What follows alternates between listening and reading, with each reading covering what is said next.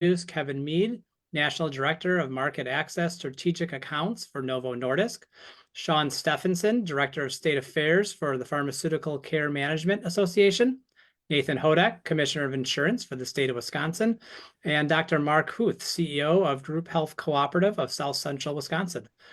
Before we get started, I want to make sure we thank our very generous sponsors of the Wisconsin Health News virtual series. These important discussions would not be possible without their support.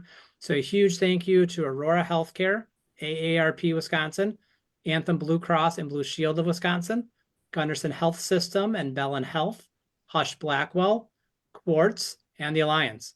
Wisconsin Health News is an online, nonpartisan news service. In addition to hosting events like these, we also publish a daily email newsletter. If you're not yet a subscriber, I encourage you to sign up for a free trial, which you can do on our website at wisconsinhealthnews.com. And I want to give an extra thanks today to AARP, today's featured sponsor. We are really grateful for all of their very generous and continued support. And here to say some words on behalf of AARP is David Bowen, Associate State Director of Advocacy for AARP. Thank you so much, Tim. And hello, everyone. I am David Bowen, Advocacy Director for AARP Wisconsin. We're just really excited to be here with you all today, talk about what we can do to collectively bring down the cost of high prescription drugs. As you all know, Wisconsinites have been feeling like they've been paying for things a little bit more than usual when it comes to groceries, gas, and housing costs. This includes the cost of prescription drugs. For years, RX prices increases have dwarfed even the highest rates of inflation, while the biggest pharmaceutical companies continue to raise prices on medications. AARP Wisconsin is hearing from many of our members, especially those on fixed income, who are forced to choose between paying for medicines that they need and paying for essentials, such as food and utility costs. High prescription drug prices are deeply personal for seniors and their families and impact their day-to-day lives. 1 in 5 older Americans report having to forego fulfilling their prescriptions or skipping a dose to save money on their medications. Unlike just about every other country in the developed world, in the US, pharmaceutical companies can bypass negotiations on brand name drugs and sell their products at inflated prices at costs paid by seniors and the federal government. After decades of calling on Congress to make prescription drugs more affordable, AARP Wisconsin won the fight for Medicare to negotiate lower drug prices and help save money for those who need those medications in the 2022 Inflation Reduction Act. Thanks to AARP members sending countless emails, countless calls, and sending more than 4.3 million petition signatures to Congress, millions of seniors will now get relief from out-of-control prescription drug prices. Every year, Medicare spends more than $135 billion on prescription drugs. Yet, it is prohibited by law from using its buying power to negotiate with drug companies to get lower prices. Giving Medicare the power to negotiate will save seniors and taxpayers hundreds of billions of dollars. That's right, billions. AARP Wisconsin thankfully has won numerous victories to chart a new path where the first 10 commonly used and costliest drugs are now and soon will be negotiated by Medicare. Out-of-pocket prescription drug costs in Medicare Part D are capped at $2,000 a year. Drug companies are held accountable when they increase drug prices faster than the rate of inflation, and co-pays for insulin are capped to no more than $35 a month. Beyond these savings, Medicare now covers the full cost of all vaccines recommended for older adults, including shingles, whooping cough, and tetanus. And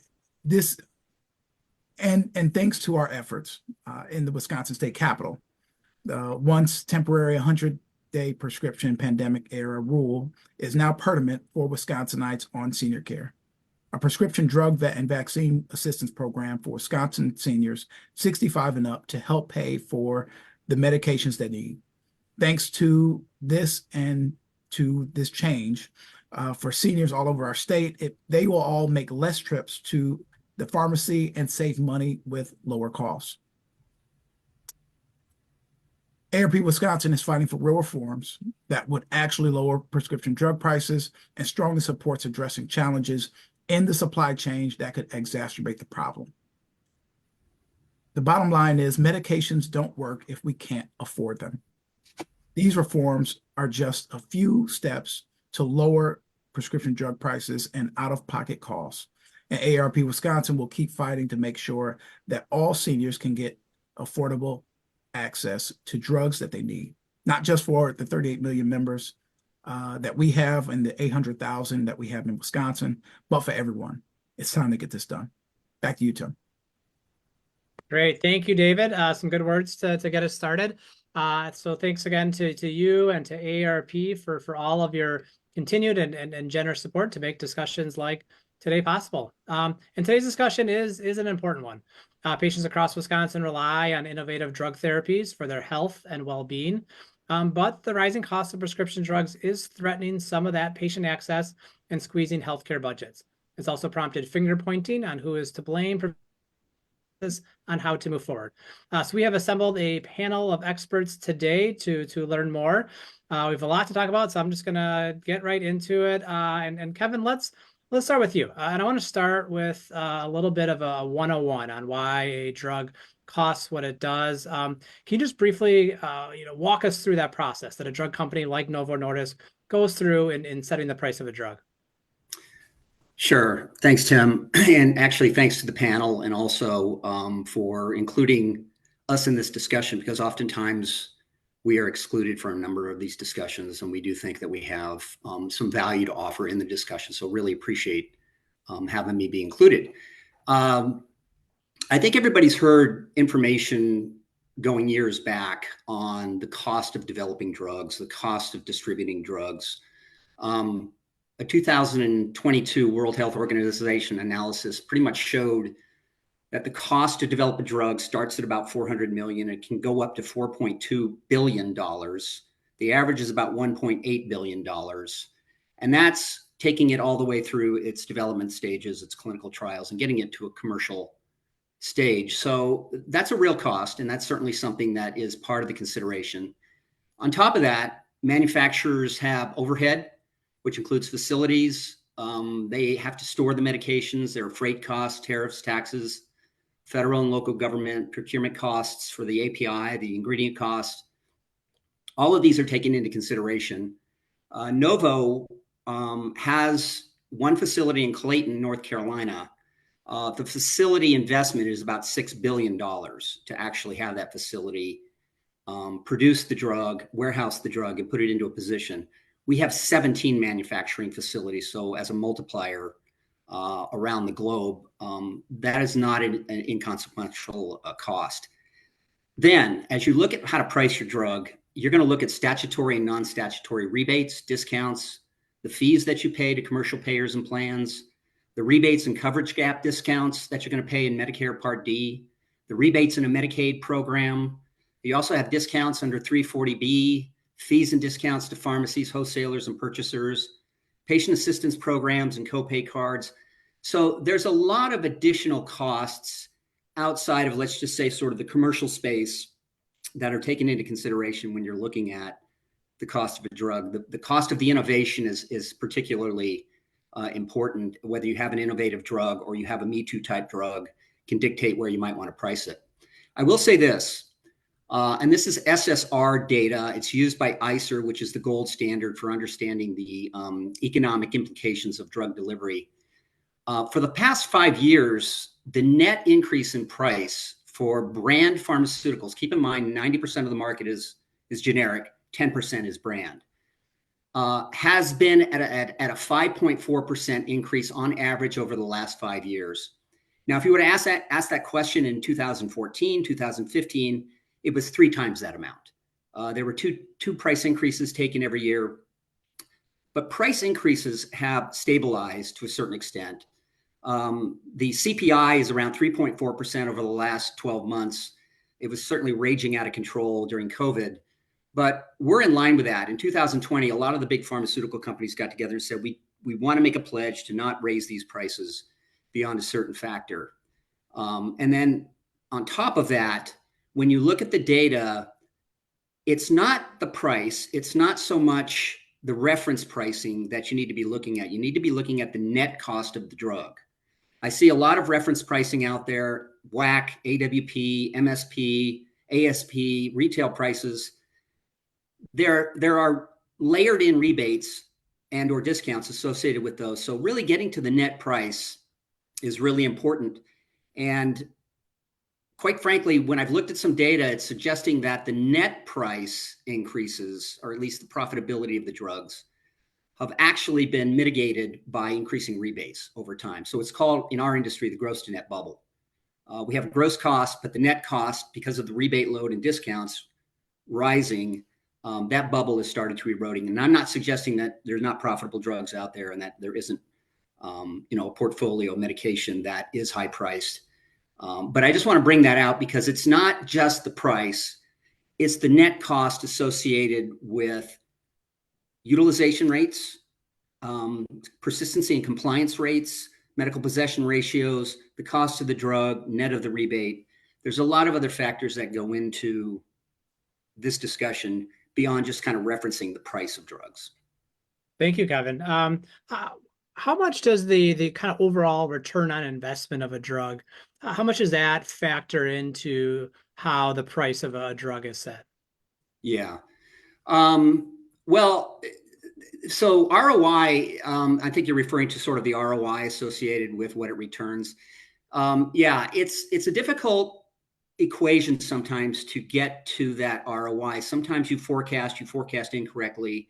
You look at utilization rates, and you have other situations that occur in the market. A competitor comes in, you have a hiccup in the supply chain. You might have other things occurring that can throw that off its axis.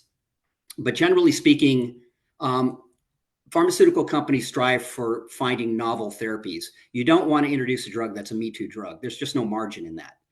You don't want to be the 12th calcium channel blocker or 13th statin in the marketplace. You're looking for innovation. You're looking for opportunities, for unmet needs, for gaps in care. If you can find that, and believe me, it's not an easy thing to do. I've listened to a Merck medical affairs person present one year, and he talked about the fact that medical innovation doesn't happen in home runs. It happens in singles, it happens in doubles, an occasional triple, but it's rare that you get a home run therapy like a hepatitis C drug or sort of a guerrillan anti-infective or a drug that really knocks out the disease or mitigates it dramatically. So innovation comes in small increments, and it makes it more difficult to really kind of get a better understanding long-term, what you think the ROI is going to be. If it's an unmet need category, you should have a higher ROI.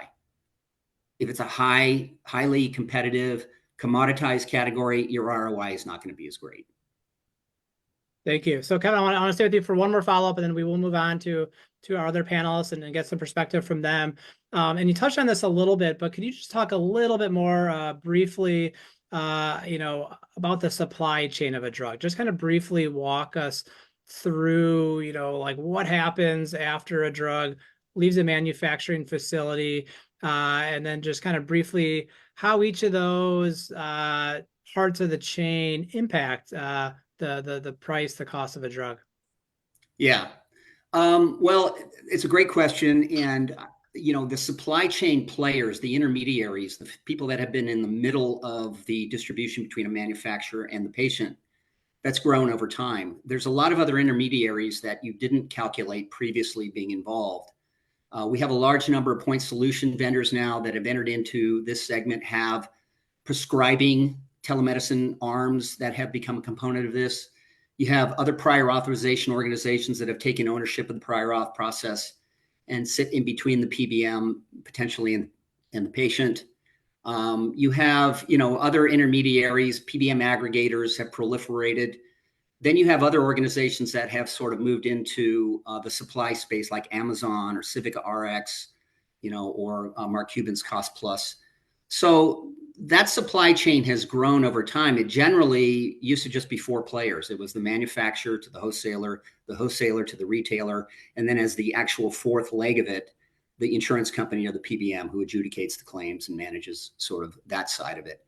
But the supply component has increased over time. And I do think there's, potentially some areas of opportunity within the supply chain to look at cost savings, to look at efficiencies, to create a more efficient flow of the drug to the end patient.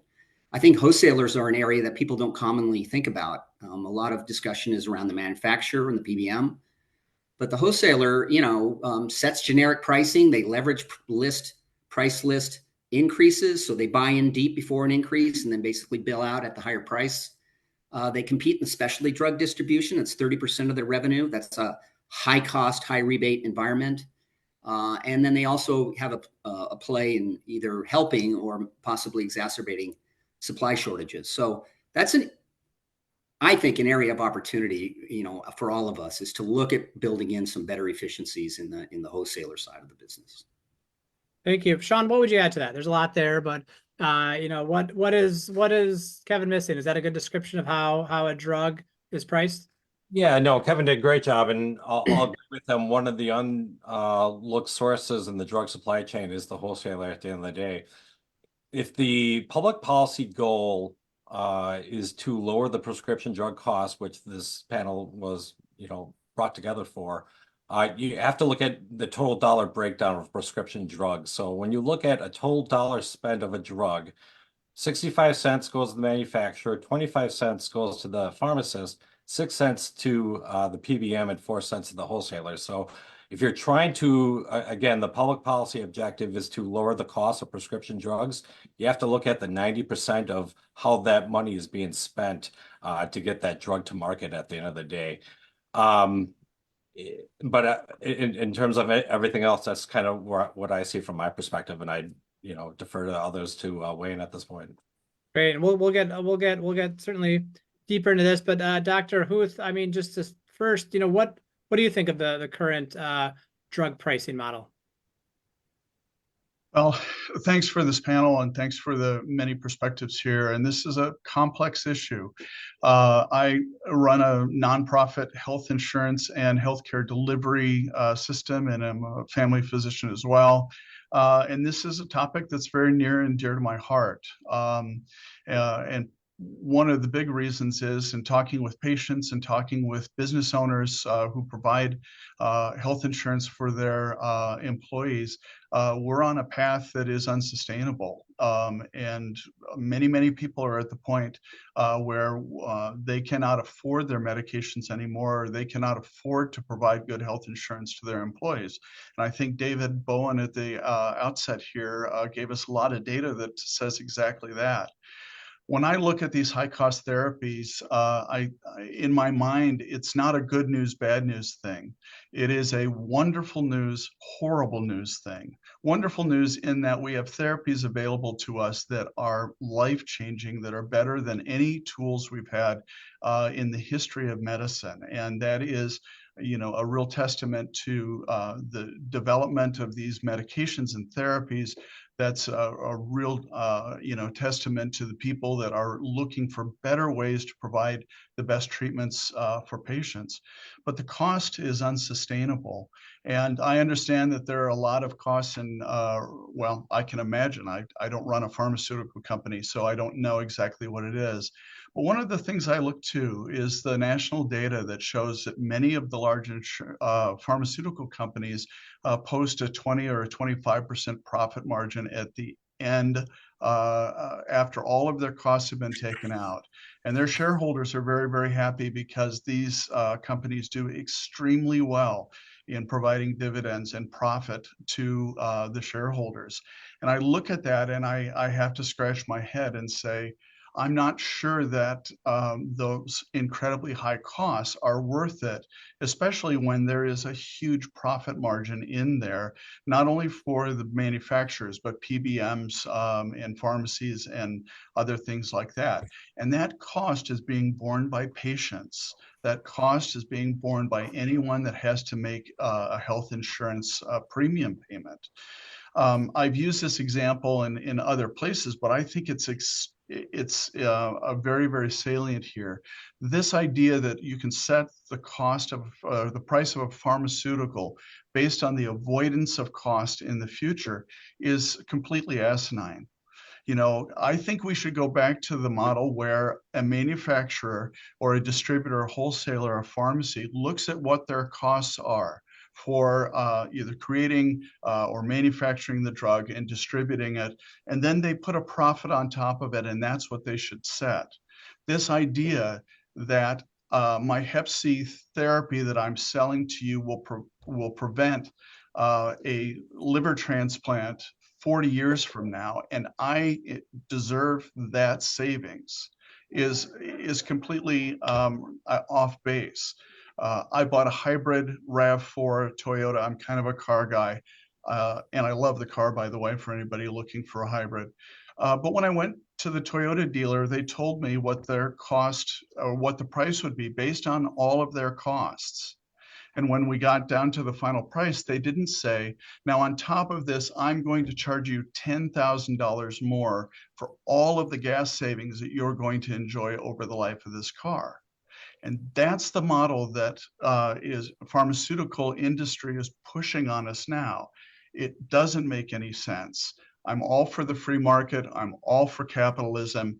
I want us to go back to a more traditional pricing model, especially when you see the kind of profit margins that these companies are able to produce every year. There's a lot of profit, and it's being borne on the back of our patients.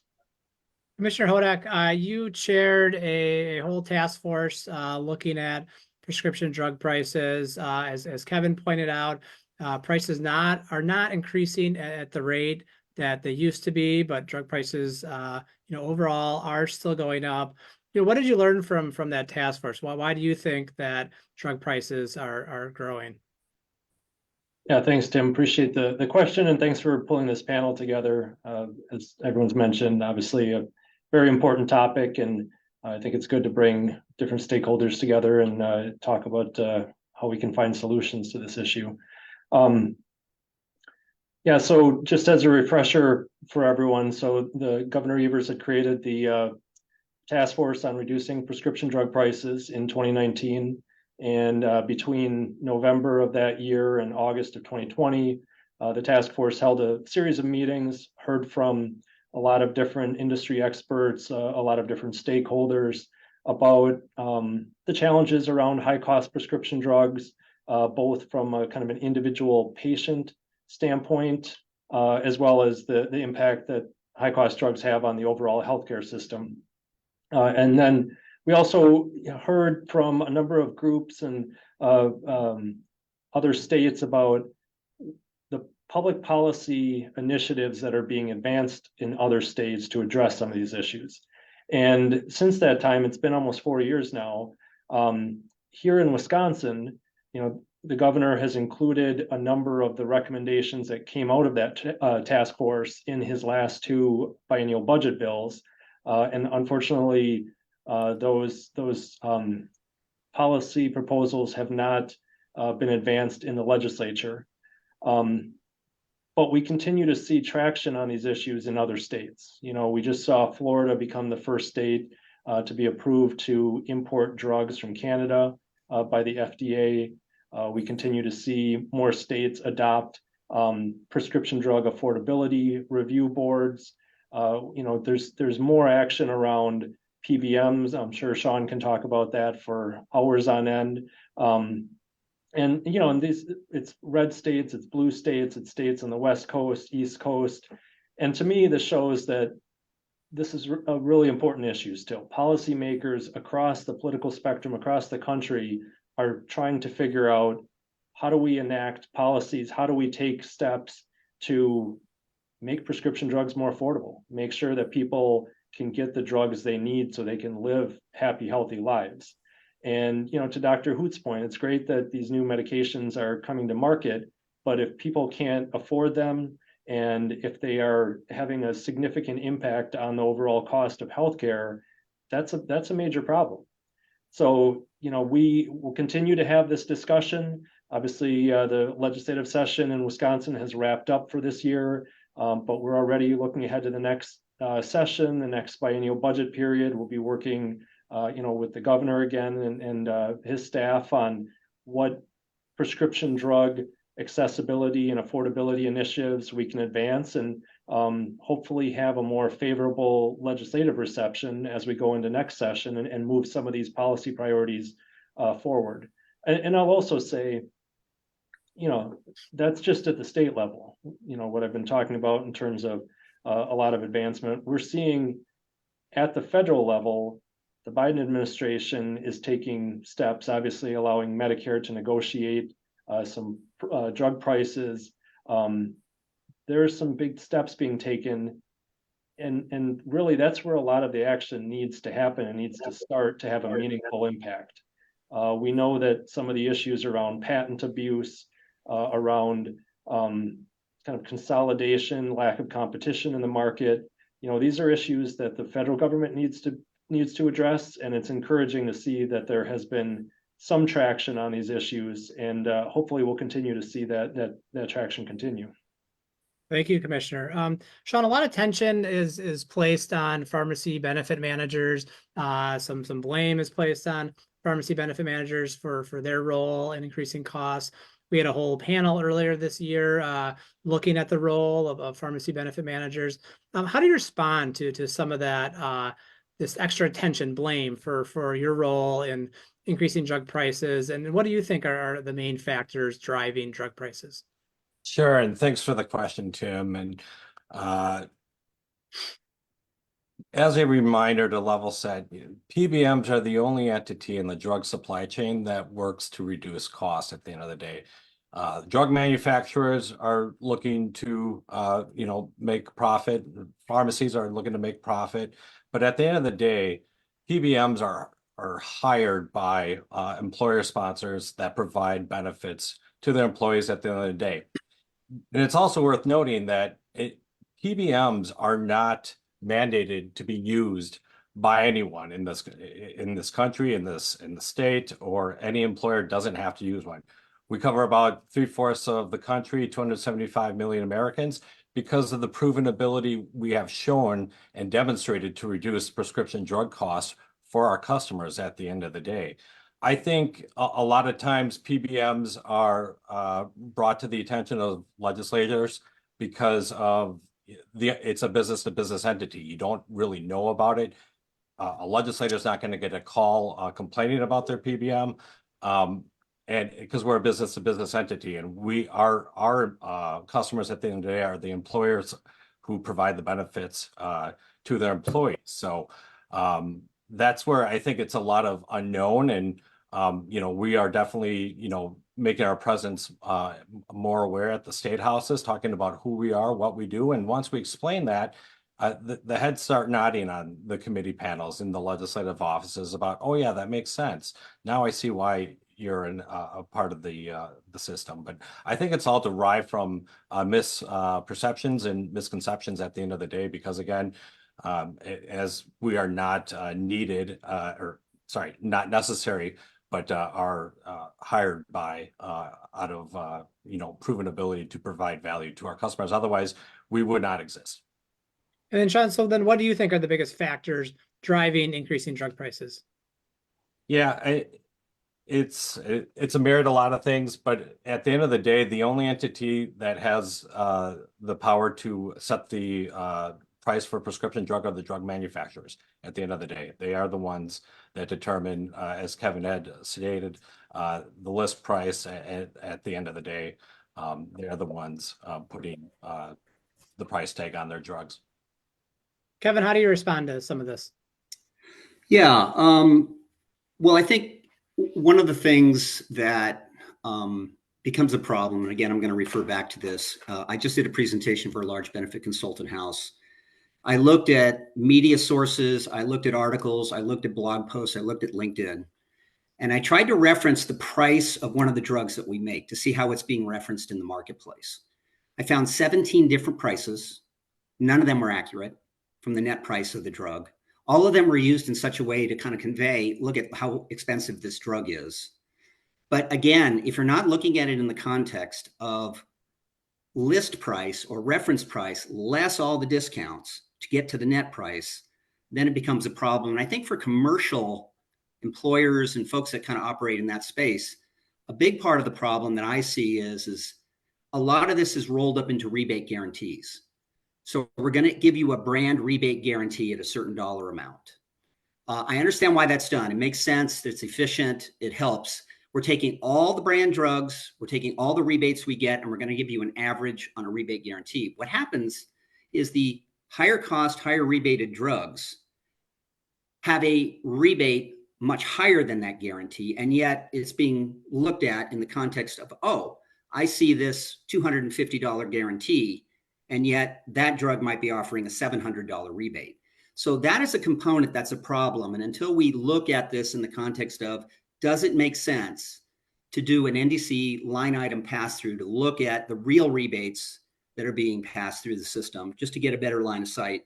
We hear a lot about transparency. I think this is one of those examples of potential transparency that's an opportunity. I mean, to talk about the PBMs, we get asked a lot for direct contracts. Will you go direct with us? And the reality of that situation is that it doesn't make sense for us to do that for a variety of reasons. The PBMs, even for the manufacturer, provide a lot of efficiencies. You have 3 PBMs accounting for 80% of the prescriptions. There's a lot of efficiencies in working through that and working in conjunction with the PBM to make the drug available to the end consumer. So nobody wants to really blow that up, but I think there's refinements that can be made in the entire system that would really, I think, really help all parties, and particularly the patient who's really looking, to get some relief in terms of overall costs, not price, but overall costs. Tim, could I follow up on that? Yeah. Yeah, I think, I don't disagree with anything that Kevin said, but I think it did, kind of speak to the need for more transparency, which he mentioned. I mean, it just, that whole summary just kind of underscores how complex and opaque the whole drug pricing and drug supply chain system is. And that's one thing we learned from the work of the task force is, as public policy makers and regulators, it's difficult to understand where to focus on the supply chain. Everyone's pointing fingers at everyone else. There's a lack of information. There's a lack of transparency. And one of the things that we learned through that process is having more transparency, more disclosure, more reporting, just more understanding of how that whole drug pricing, drug supply chain system works is a really critical first step in really addressing and tackling this bigger problem of excessive drug prices. Dr. Huth, you're shaking your head there. Are there certain areas where you think more transparency is most needed? Well, I think with Commissioner Houdek, I was nodding in agreement. So I want to be clear there. No, and I do agree it's a very complex issue as well. I can speak to our experience. The pharmaceutical spend for us is the fastest increasing cost that we have, and currently 22 cents of every premium dollar goes directly to pay for medications. That's by far the highest that it has ever been over the history of our cooperative, and we're nearly 50 years old.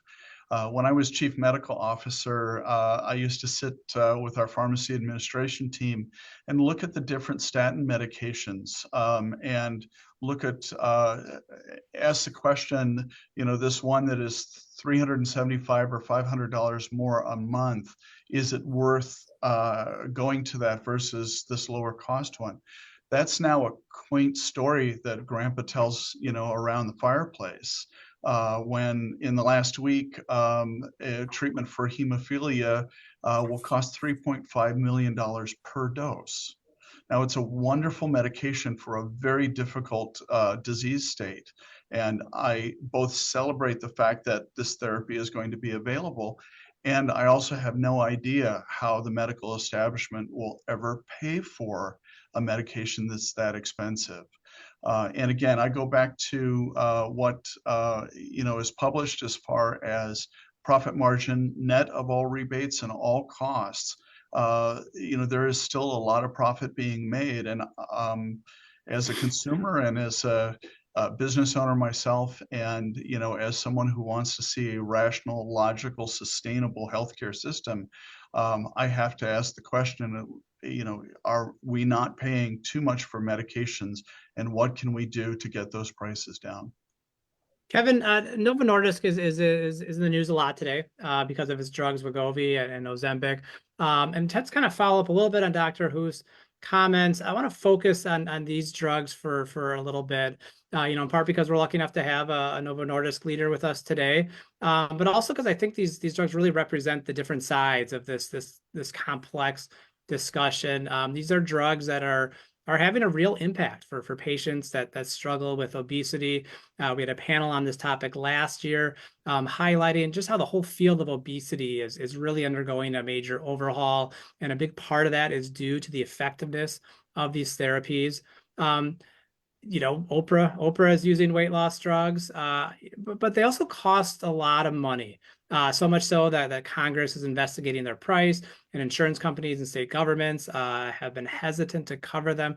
Kevin, why do these drugs, and certain other high specialty drugs just cost so much, cost what they do? Yeah. Well, a couple of things. And I think, quite frankly, we did not project the demand for this drug as accurately as we should have. But a lot of that was out of our hands. There were just a lot of dynamics at play that helped elevate the noise level around GLP-1s and continues to elevate the noise level around GLP-1s. This is an innovative therapy. This is a breakthrough therapy. It's been recognized on a number of different in a number of different medical journals, in a number of different medical bodies. So we do have what we believe is a novel breakthrough therapy. And by the way, it's not only just being looked at currently or being used for diabetes and obesity, it's being looked at for a number of other diseases that are also undergoing clinical trials currently. I do agree with Dr. Huth regarding the ROI component on some level. It's very difficult to calculate the ROI associated with an anti-obesity medication. The reason for that is that we developed an ROI calculator. We had 13 comorbidities included in that calculator. We had 4 different levels of obesity: overweight, class 1, class 2, class 3. And we had other variables that put into place in terms of utilization rates and what have you. The reality of that scenario was that there are different ROIs depending upon where a patient's at. If a patient is a class 1 with a little hypertension, their ROI is going to be different than a class 3 patient who has 4 comorbidities and is really sick and needs help right away. So the ROI becomes very complex and very difficult. But nonetheless, we know, based on a lot of the data that's coming out now, particularly cardiovascular risk data, that there is an ROI. The question we get asked a lot is, well, when will that happen? Is it year 1? Is it year 5? Is it year 10? Generally speaking, a chronic medication takes a little bit longer to manifest itself in terms of an ROI. And that's true with the obesity drugs. It just takes longer to manifest itself with an ROI. So, we'll continue to look at this. The other thing that is not as apparent is its implications across a number of other cost centers. How does it impact disability claims? Disability claims have increased 3,000% over the last 15 years as a result of obesity. How does it impact potentially workers' comp? Individuals who throw their back out, they might be overweight, and they're out on an STD or an LTD claim. There's implications for absence in the workplace, productivity impairment. So there's a lot of other cost centers that go into play here that people don't commonly look at, where there could be an additive ROI associated with the drug. So, I still feel like we are in a situation, particularly since we've had shortages, where we're going to continue to have to monitor this and going to continue to have to look at things as we go down the tracks with the train. But so far, I feel like the humanistic side of this, if you see people that use one of these drugs and you see the transformative aspect of their lives, it's pretty amazing, quite frankly. So sometimes we get lost and don't think of the humanistic side of things, but it's pretty transformational for a lot of folks.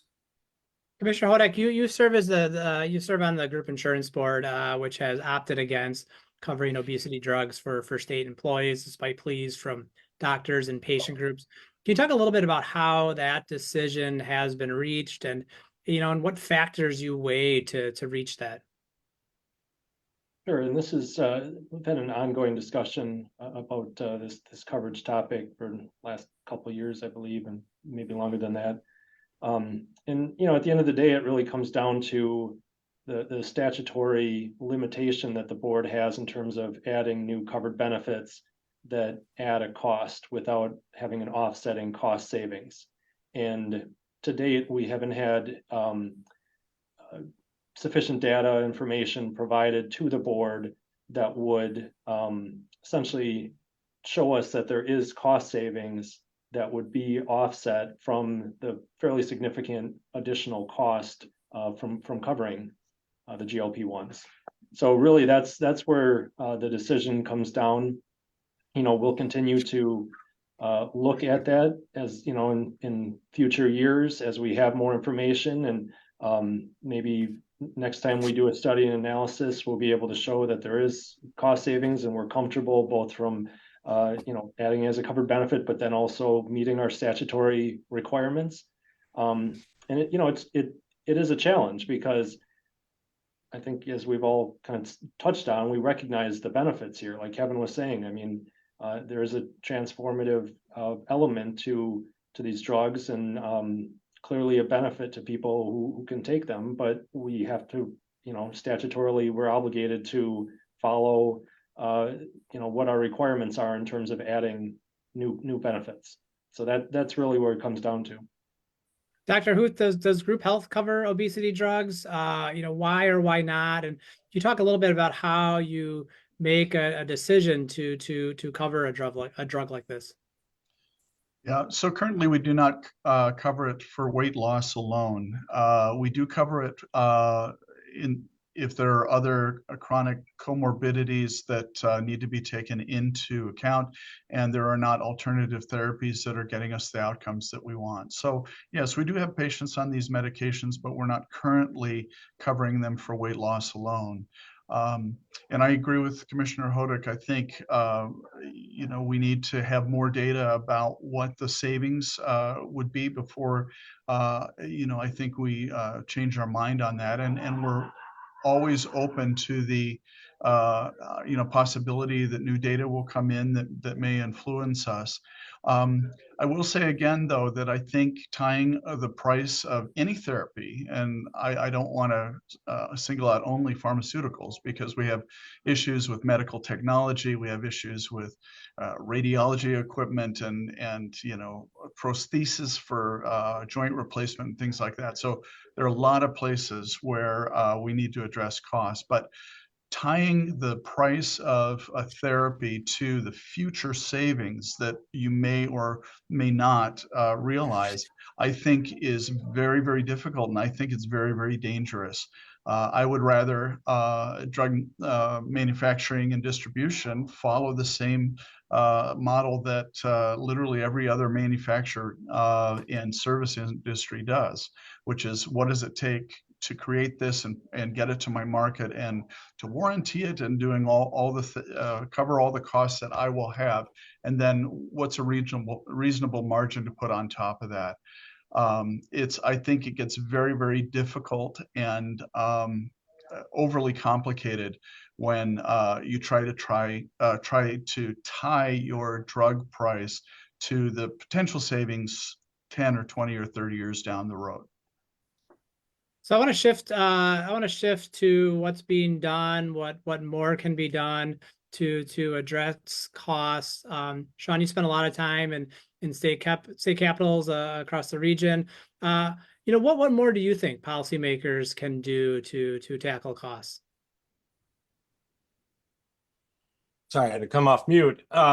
Great question. So what I often lead with is do no harm. So again, PBMs being the entity that looks to reduce costs in the drug supply chain, don't introduce legislation that takes away our cost-saving tools that ultimately are utilized by employers at the end of the day.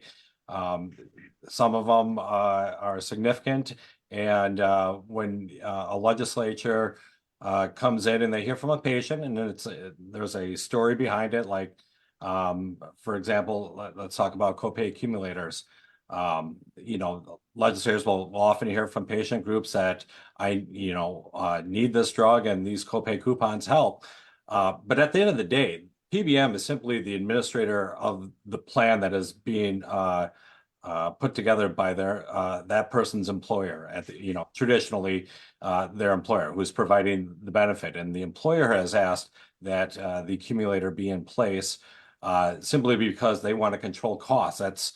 That's one of the issues I see frequently throughout the Capitol, because from a patient standpoint, it sounds like a no-brainer, and the policy should pass right away. But the flip of the coin is the employer who is providing the benefits, managing their costs, and trying to provide benefits to the best of their ability with the means they have is what they're trying to do at the end of the day. So I guess my message is do no harm. While these policies are always well intentioned, they often don't take into account the people that are providing the benefits and the cost increase that will come when mandates are placed to cover certain drugs at the end of the day. Thank you. Commissioner, as you mentioned, the task force that you were part of wrapped up its work 3-4 years ago. Since then, a number of the policies that the task force recommended have been passed in other states. Could you just highlight some of those that have moved forward in other states and some of the impact that those have had in the last couple of years? Sure, and I could kind of touch on this earlier, but when the task force put forward the set of recommendations back in 2020, a number of those really were based on policies that we had seen advanced in other states, as well as from organizations like the National Academy for State Health Policy. The governor has included a number of these provisions in his last couple budgets. Have the conversation about potentially including them in his upcoming budget.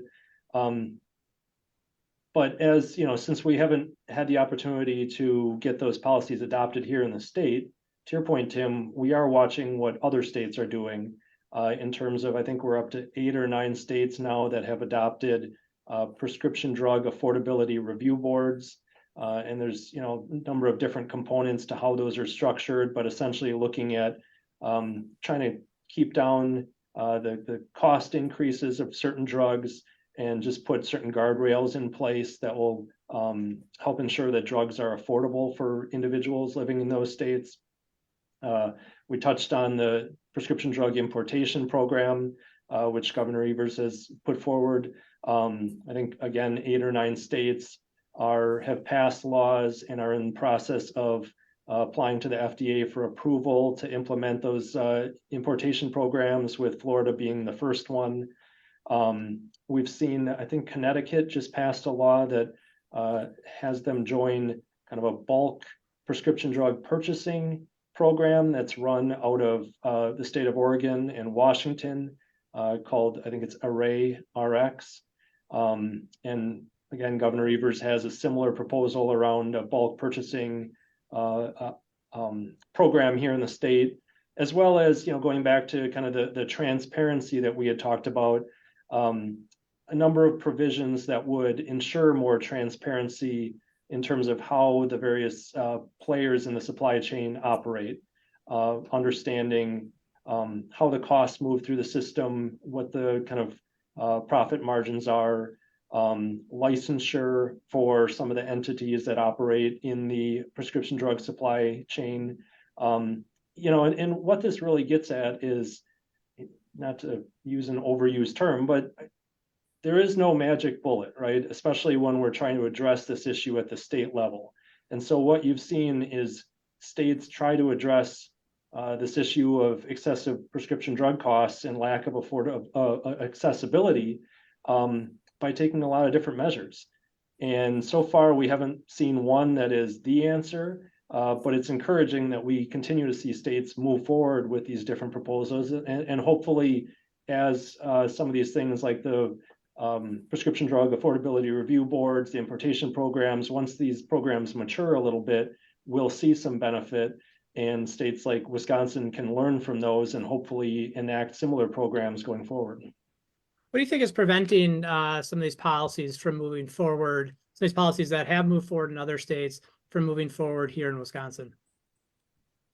Well, I think a lot of the industry players that frankly benefit from the current system spend a lot of money on lobbying. I mean, the lobbying disclosures are all public information. People can see, how much is spent at the end of each session, and there's a lot of money spent by the various actors and the various players in the prescription drug supply chain to make sure that changes aren't made.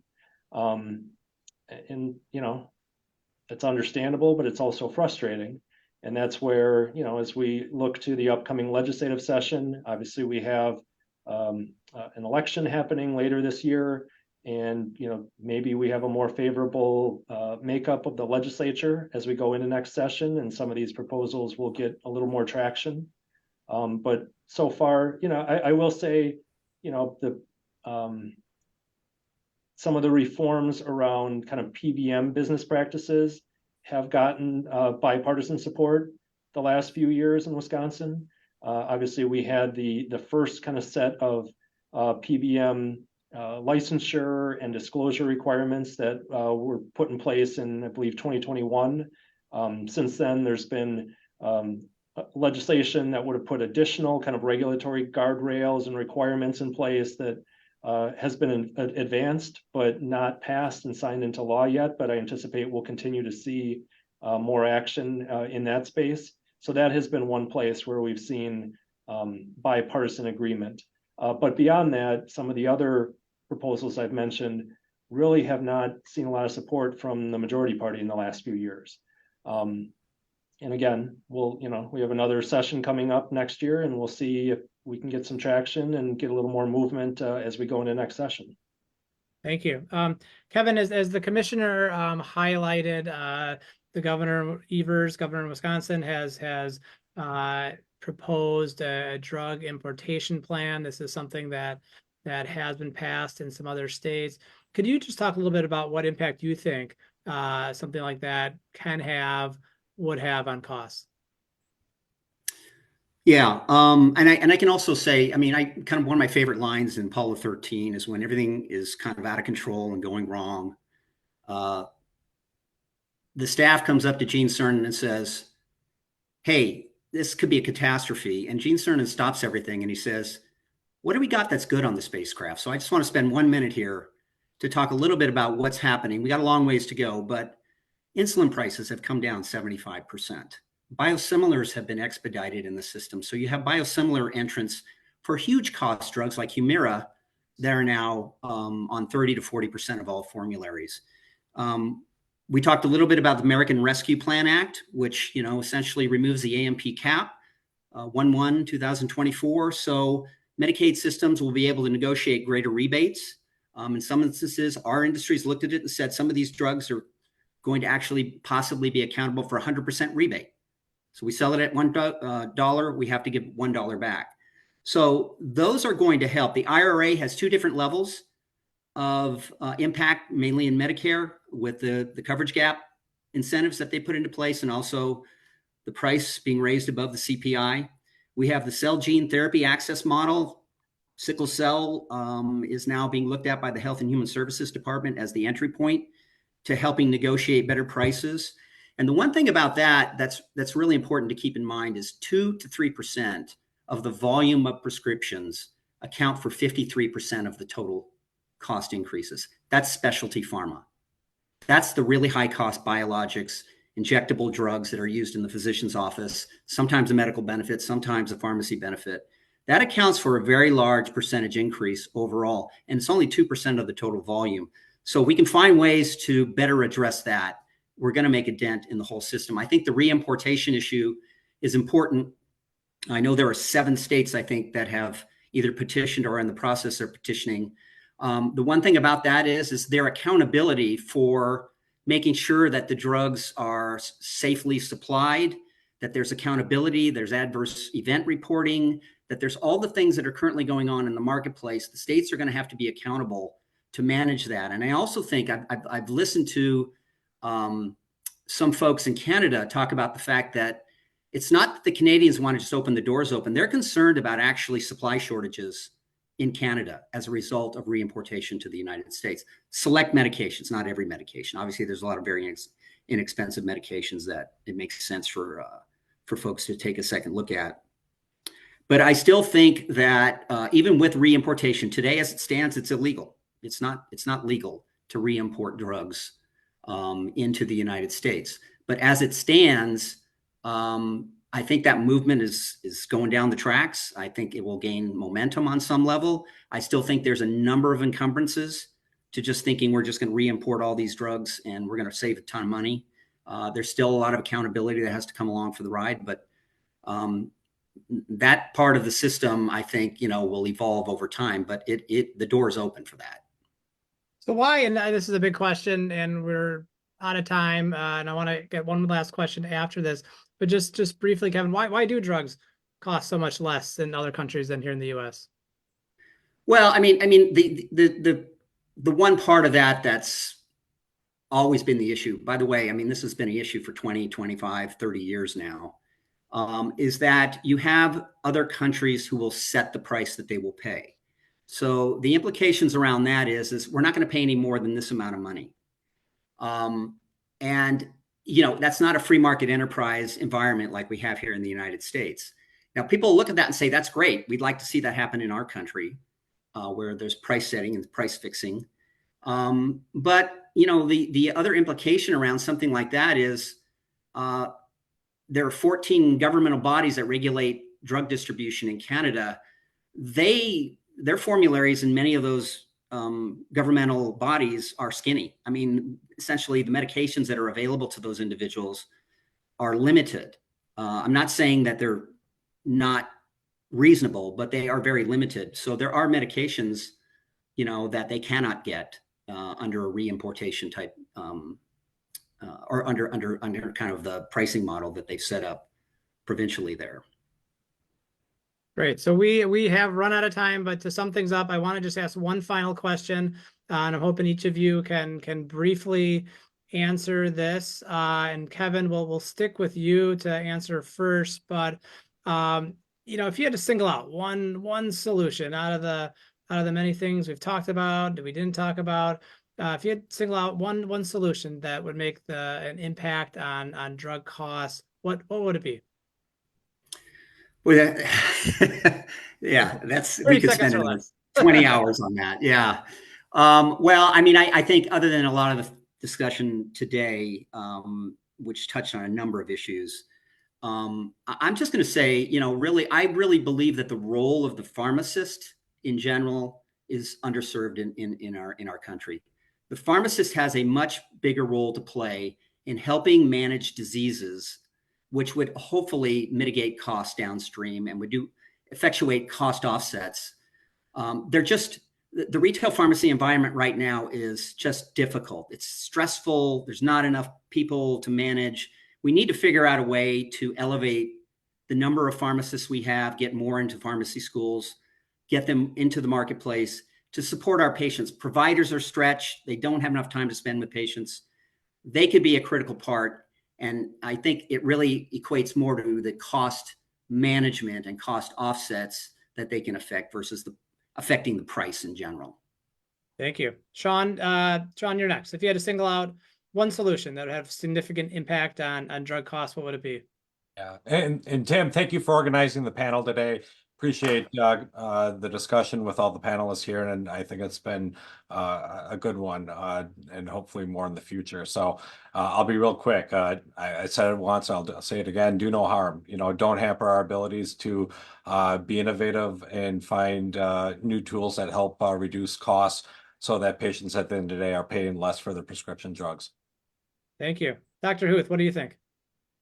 Well, in addition to everything that has been said, and I appreciate the input of everyone on the panel, something that we haven't talked about, credible sources have repeatedly found that the top 5 pharma companies spend twice as much on TV advertising and on incentives to prescribers as they do on research and development. So if we got rid of TV advertising, altogether because it's inappropriate. You should be talking to your physician about the medication you need, not seeing it on TV. That would be a way for drug companies to take a huge amount of cost out of their system. And many countries do not allow TV advertising of pharmaceuticals. That'd be an easy way for us to get a lot of cost out of the system. Commissioner Houdek, we'll give you the final word. Sounds good. Thanks, Tim. And I want to echo what everyone said. Thanks for putting this panel together. Really appreciate the discussion today. And I think this is a very important topic. So thank you. I think meaningful patent reform. It's a federal issue, obviously, but I really think making changes so that manufacturers can't play games with the patenting system and allow drugs to become generic and have biosimilars come to the market faster would have a big impact. Thank you. And thanks again to all our great panelists. We really appreciate you sharing your valuable time with us today. It was, I think, really important to have all these really important perspectives on this discussion. It went way too quick, but there'll be more to talk about going forward. Again, thank you all, and thanks to our generous sponsors for making today's discussion possible.